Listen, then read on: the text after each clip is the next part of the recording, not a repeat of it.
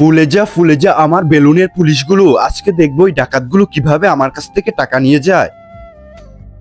যখনই ডাকাতগুলো এসে আমার পুলিশগুলোকে দেখবে তখনই ওরা ভয়ে আমার কাছে ক্ষমা চাইবে। ওই হারামিটা যদি আজকে হাতে পায়ে ধরে ক্ষমা চায় কান্না করে, তবু ওকে ছাড়া যাবে না। যদিও আজকে টাকা না দেয় তাহলে ওর হাড্ডি গুড্ডি ভেঙে এক করে দিব। সাহেব, আমারও হাত চুলকাচ্ছে, অনেকদিন ধরে কাউকে আচ্ছা আচ্ছা ধোলাই দেনি। এখন তাড়াতাড়ি চলেন, ও আবার পালিয়ে না যায়।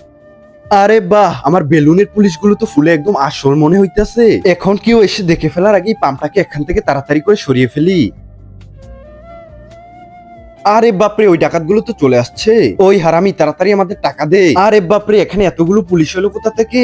আরে আমাদের পুলিশের ভয় দেখাচ্ছিস, তাড়াতাড়ি টাকা বের কর। আরে তুই চুপ থাক, আমি কথা বলছি। ভাইজি, হঠাৎ আপনার বাড়িতে এতগুলো পুলিশ এলো কোথা থেকে? আরে এরা তো আমার বন্ধু, আজকে এদেরকে দাওয়াত করেছি। কিন্তু আগে এটা বলো, তোমরা এখানে ডান্ডা নিয়ে এসেছো কেন? কাউকে মারতে চাও নাকি? আরে ভাইজি, আমরা তো একদম ভালো মানুষ, আমরা কারোর সাথে লড়াই ঝগড়া করি না।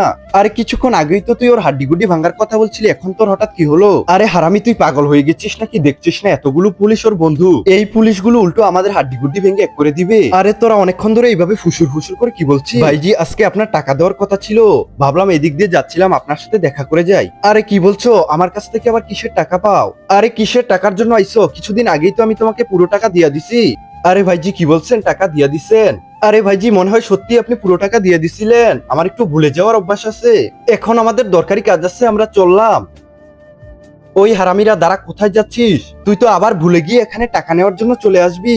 যদি আবার এখানে আসিস তাহলে এই পুলিশদের দিয়ে তোদের মেরে হাড্ডি গুড্ডি ভেঙে এক করে দিব।